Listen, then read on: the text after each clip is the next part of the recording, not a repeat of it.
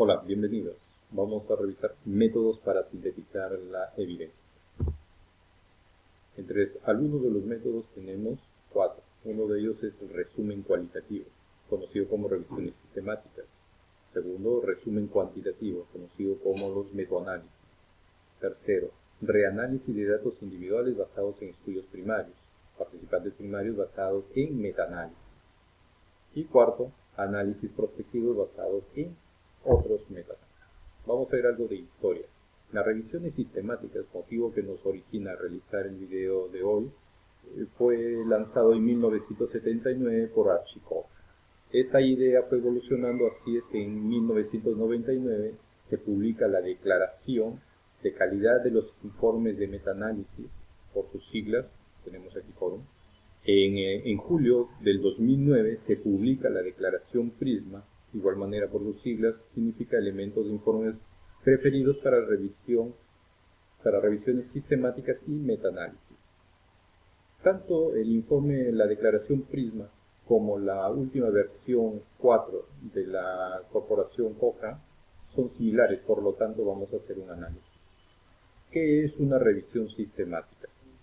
Una revisión sistemática tiene como objetivo reunir toda la evidencia empírica que cumple unos criterios de elegibilidad previamente establecidos con el fin de responder una pregunta específica de investigación.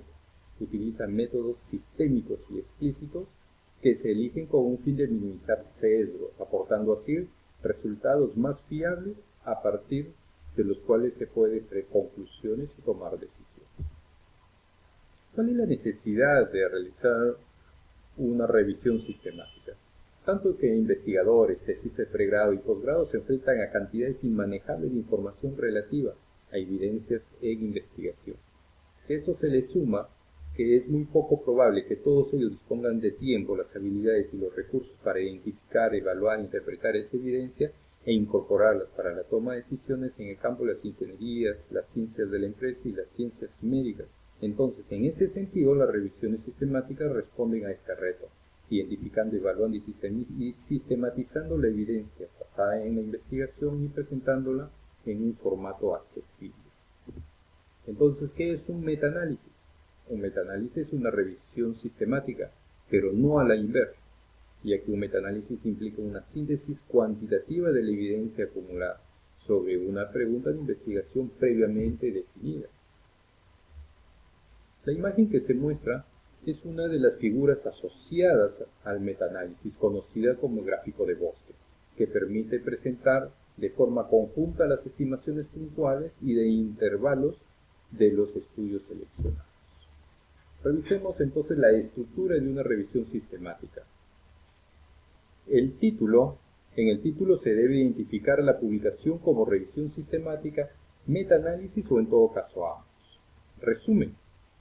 Facilitar un resumen estructurado que incluya antecedentes, objetivos, fuente de los datos, criterios de elegibilidad de los estudios, evaluación de los estudios y método de síntesis, resultados principales y conclusiones principales. Ojo que este resumen no debe ser más de 200 palabras. Introducción. Debe justificar la revisión en el contexto de lo que ya se conoce sobre el tema. Plantear de forma explícita las preguntas que se desea contestar en relación con los participantes, las intervenciones, las comparaciones, los resultados y el diseño de los estudios. Esta técnica PICO la vamos a ver en posteriores videos. Método. El método abarca ciertos puntos, entre ellos tenemos el protocolo, que es identificar si existe un protocolo de revisión al que se puede acceder. Criterios de elegibilidad.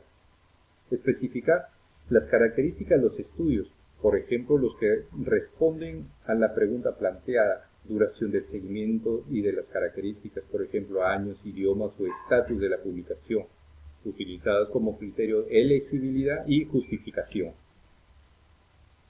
Fuentes de información. Describir todas las fuentes de información, por ejemplo, base de datos y periodos de búsqueda, contactos con los autores para identificar estudios adicionales. Búsqueda. Presentar la estrategia completa de búsqueda electrónica en al menos una base de datos, incluyendo los límites utilizados de la forma que puedan ser reproducibles. Selección de los estudios. Especificar el proceso de selección de los estudios. Proceso de extracción de datos. Describir los métodos para la extracción de datos de las publicaciones. Por ejemplo, formularios que se van a emplear o que se han empleado.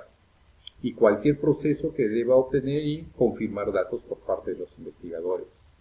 Riesgo de sesgo en los estudios individuales. Describir los métodos utilizados para evaluar el riesgo de sesgo en los estudios individuales.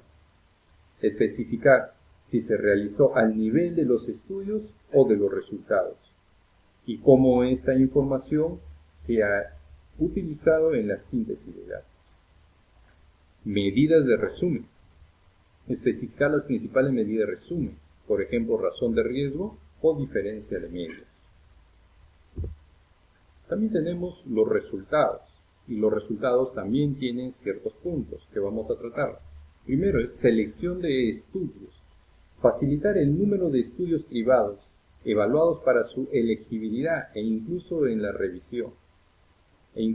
revisión, y detallar las razones para su exclusión en cada etapa, mediante un diagrama de flujo. Características de los estudios.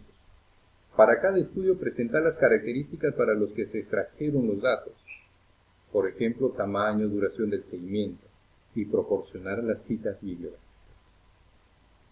Resultados de los estudios individuales. Cada resultado considerado en cada uno de los estudios revisados. Se debe presentar dos aspectos. Uno, el primero, el dato resumen para cada grupo de intervención.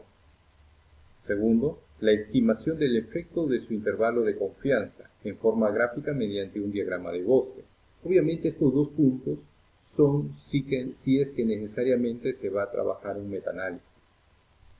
Por último, en resultados tenemos síntesis de los resultados. Presentar los resultados incluyendo los intervalos de confianza y las medidas de consistencia. También esto es si es que se va a trabajar un metaanálisis. Discusión. Cuenta también con subpuntos. Resumen de la evidencia. Resumir los hallazgos principales incluyendo la fortaleza de las evidencias para cada resultado principal. Considerar su relevancia para cada grupo clave. Limitaciones. Discutir la limitación de los estudios y de los resultados. Por ejemplo, riesgo de sesgo. Y de la revisión. Por ejemplo, obtención incompleta de los estudios identificados. Conclusiones. Proporcionar una interpretación general de los resultados en el contexto de otras evidencias, así como las implicancias para futuras investigaciones. Bien, estimados, espero les haya servido el presente tutorial. Los estoy viendo en los siguientes tutoriales en los cuales estaremos desarrollando cada uno de estos puntos. Muchas gracias por su atención.